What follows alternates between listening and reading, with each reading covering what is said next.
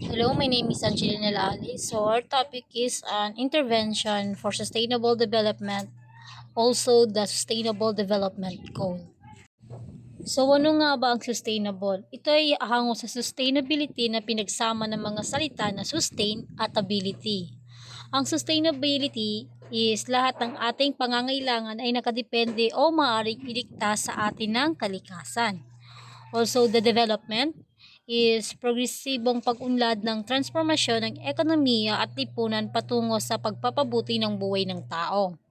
Ang sustainable development, ito ay tumutukoy sa pag-unlad ng tumutugon sa mga pangangailangan ng kasalukuyan ng henerasyon na hindi na isasantabi ang kakayahan tugunan ng susunod na salinlahi ang kanilang pangangailangan. At saka binago din ang pagtingin ng sustainable development sa mga palatandaan sa pag-unlad. Noon, ang pag-unlad ay nasusukat lamang sa pagtaas ng domestic product at gross national product ng bansa. Ito ay nakatugon rin sa human development and quality of life ng bawat bansa. Naniniwala ito na ang pag-unlad ay dapat hango sa kaginhawaan at mapabuti ang kalidad ng buhay ng tao at walang sektor na naiiwan na hindi nakakaranas ng kaginhawaan. Sa kasalukuyan, ang konsepto ng sustainable development ay pinapalagan na rin ng institution organization katulad lamang ng United Nations. Ay isang international na organisasyon na nabuo matapos ang World War II. Naglalayon nito na magkaroon ng pagkakaisa at kaayusan sa buong mundo. At ang kasapi ng bansa sa United Nations ay bumuo ng isang plano na pangkalikasan na naglalayo na makamtam ang konsepto ng sustainable development. So now let's talk about the Sustainable Development Goal. Quality education is effective ang quality strategy sa certain school. Pag sinabing teaching strategy, every month is merong assessment sa mga student na nakikitaan nila ng improvement sa bawat student. Kumbaga, sa bawat student, meron mga potential and doon sa potential is ma-improve nila yung assessment kasi nga gawa ng effectively teaching strategy. And another example, sa bawat quality education is fair yung distribution of knowledge. Gender equality. So, pag sinabing gender equality is equal lahat. Like for example, babae at lalaki. Walang discrimination. Kung may kayang gawin ang lalaki, meaning kaya din gawin ng ibang babae. Same din sa mga member ng LGBTQ. Walang discrimination. Example is sa ibang establishment. Di tumatanggap ng gay dati and ngayon is tumatanggap na sila. Good health and well-being. So, health is one of the fundamental of life. Example is pag healthy yung isang tao, capable siya na mag-adapt ng different lifestyle. Pwede rin mag-function ng mabuti kung wala siyang mental disorder, mental health issues, or any diseases. No poverty. So, pag sinabi natin no poverty, unang pumapasok sa isip natin is walang mahirap sa bansa. Which is not true. Kasi pag sinabi natin no poverty, hindi ibig sabihin na lahat ng tao sa isang bansa is mayayaman. Pag sinabi natin no poverty, lahat ng nagtatrabaho sa bansa is umaabot yung sweldo nila sa minimum wage. Isa sa sign nito is yung pag-decrease ng OFW sa isang bansa. Nakapaloob din sa Sustainable Development Goal ang Leave No One Behind. Hindi na rin bago ang pagtutulungan ng bansa sa buong mundo. Dahil bago pa man ang Sustainable Development Goal, ay meron na tayong tinatawag na MDG, which is the Millennium Development Goal, noong 2000 hanggang 2015.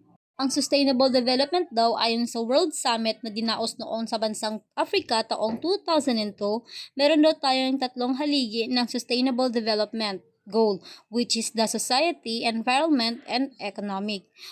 Ngunit kalaunan, dinagdag na rin ang dimension ng culture at politics. Kung kaya't sa pagsasabuhay ng Sustainable Development Goal, isa sa pinakamalaking pangangailangan ang matinding hamon ng balance ng tao, kapaligiran at economic. Assalamualaikum warahmatullahi ta'ala wabarakatuh. I am Mansur A. Kumilang, and for today's we will discuss about historical antecedents of agricultural extension. So, let us first derive what extension is. Extension derives from the Latin word ex means out and tension means stretching, meaning stretching out. For the definition of extension, extension is a type of education which is stretched to the people in rural areas, far and near, beyond the limits of educational institution to which the formal type of education is usually confined. And also, extension is a process of working with rural people in order to improve their livelihoods. This involves helping farmers to improve the productivity of their agriculture and also developing their abilities to direct their own future development. So let us move on to the history of extension. In 1840, the word extension was first used in Britain, also known as University of Extension or Extension of the University. Informal way development of extension system is follows. In 1873, Cambridge University in Trinity College. In 1876, London University. In 1878, Oxford University. That's how the development of extension system. And James Stewart is the father of Extension University, came to be known as Extension Movement. So before we end, let us discuss why extension is important. Extension has a very large history, both ancient and modern. It can be argued that extension dates back to times when human civilization started farming. There is archaeological evidence that people were sharing information on better methods of agricultural practices at that time.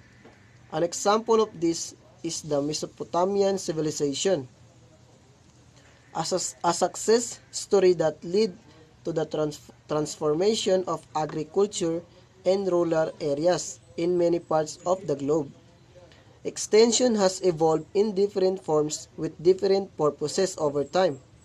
In the end, the extension has evolved into a formalized public service that receives huge budget and human resources, and it's undertaken by governments with the objective of improving the abilities of rural people to adapt technologies and new practices so as to adjust to changing conditions and societal needs. Next, it helps in studying and solving the rural problems. So, yun. Maaring ang extension kasi is they are doing the impossible thing to possible. So they find a solution to solve the problem. Next, extension increases farm yields and improves the standard living of farmers. And lastly, extension makes good communities better and progressive and also contributes to national development programs. Silpicaro Shaimin Awil, and my topic is all about extension in Europe and in the USA. First, how does extension started in Europe? Extension started in Europe. In modern extension began in Dublin, Ireland in 1847 with Lord Clarendon, itinerant instructor during the Great Famine. What is the impact of agriculture in Europe? For example, agriculture is the source of 11% of greenhouse gases emitted in the UE. What are Europe's main agricultural products?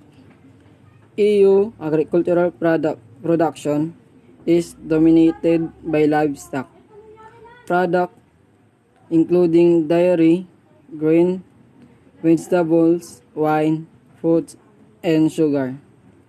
Major export commodities include grain, wheat, and barley. Dairy product is poultry, pork, fruit, vegetable, olive oil, and wine. Next is extension in USA. What is the agricultural extension in USA?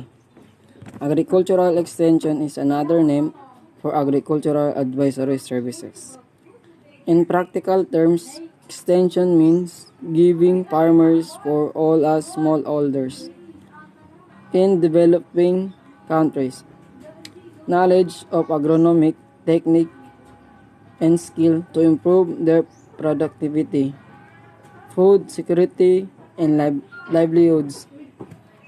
The Smith-Lever Act formalized extension in 1914 was the first agricultural extension service established in the United States.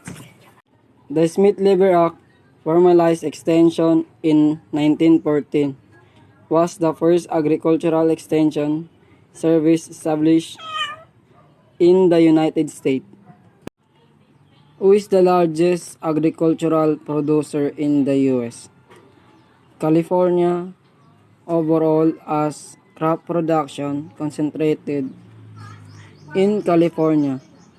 In the Midwest, U.S. agricultural policies are designed to address multiple objectives, including providing an income safety net for agricultural producers, minimizing negative environmental impact of agricultural production, ensuring agricultural supply chains are equipped to provide adequate quantities of safe food to consumers.